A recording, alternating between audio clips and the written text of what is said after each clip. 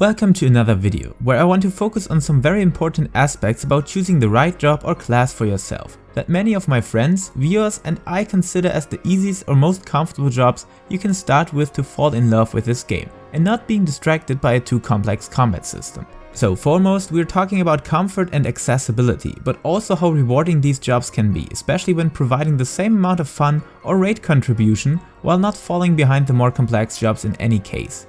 First of all, we need to take into consideration that you cannot start with each of the 17 jobs available, sorry Blue Mage, but you're not part of the endgame.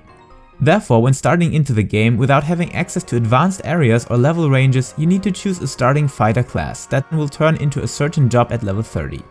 Starting with the Conjurer, which later on will become a White Mage and among its healing competition is the easiest to start into healing, having access to a vast selection of healing spells that work directly or through a healing on time effect that can help your party to recover onto a solid HP value.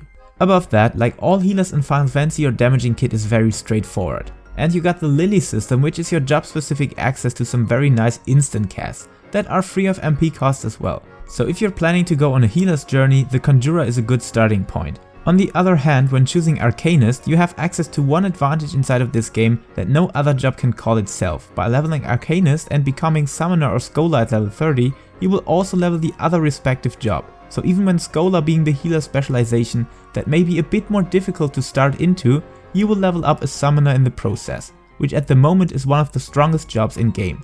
So always take this advantage into consideration. The Scholar itself uses way more utility heals and assistance from a little fairy minion when comparing it to the White Mage, demanding the player to plan certain playstyle mechanics into each other to make use of the Scholar's full potential. So by leveling two jobs at once, you can easily consider this as a solid advantage for getting started. If one of them doesn't fit your playstyle or you want to swap the DPS and healer position, this is the best opportunity for you. On the tanking section, your choice is limited anyways to Marauder turning into Warrior on level 30 and Gladiator becoming a Paladin on 30.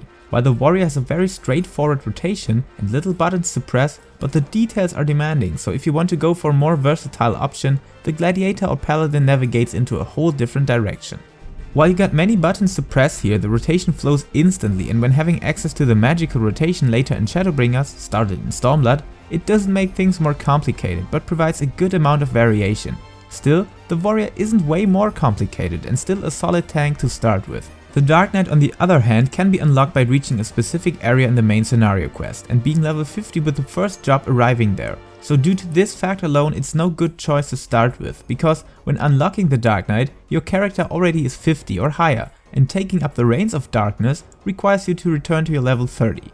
Above that, the level 80 opener is kinda stressy and you need some clicking practice to get it done without any issues. But apart from that, the Gunbreaker is a nice beginner tank that starts at level 60 and you don't need to reach a certain point of the story, so if you're hopping into a DPS job for example, you can easily switch to Gunbreaking, especially when already being a Paladin or Warrior and you just need to readjust the new skills but your dungeon job stays the same. Furthermore, don't fear tanking in general. We all started there in some way and most Final Fantasy players are very helpful, and if you tell them that you're new to the dungeon, they will help you in most cases. On the DPS department, things are getting even more straight, starting with anything you like because you can always switch to the Red Mage when hitting level 50. That is the easiest of them all in my opinion. At least when you're going to learn the basics and optimizing your rotation doesn't consume your whole time, effort and life's essence. Furthermore, like I already said, the Summoner may be among the more complex jobs, but leveling the Scholar at the same time is an advantage no other job has access to, and as I don't consider myself a PvE expert, the rotation can be dealt with, even when being a casual player that I am. The Archer that will turn into a Bard is a very nice and straightforward ranged physical job that has access to a vast arsenal of supporting skills while also not being too difficult to get into, so here we get another very good opportunity for many beginners. The Machinist may be providing a nice and comfortable rotation and battle system, but unlocking it at level 50 and then being pushed back to level 30 is throwing back your progress, so maybe you should favor the Dance on level 60, being in the same accessibility spot like a Gunbreaker. For melee jobs, I highly recommend to only play them if you have experience with MMO or really want to do it as Dragoon, Monk or Ninja, because they require another level of combat awareness, namely having positional attacks that you need to stick to. If you really want to begin the melee journey, the Samurai would be a solid starting point, introducing melee mechanics and behavior in a beginner friendly way starting directly at level 50. But nonetheless, if you fall in love with a certain job, don't hesitate to get it done. There are millions of guides on my channel, channels of other creators, or the balance, so check out what job could satisfy your MMO needs and take on this amazing journey into Eorzea.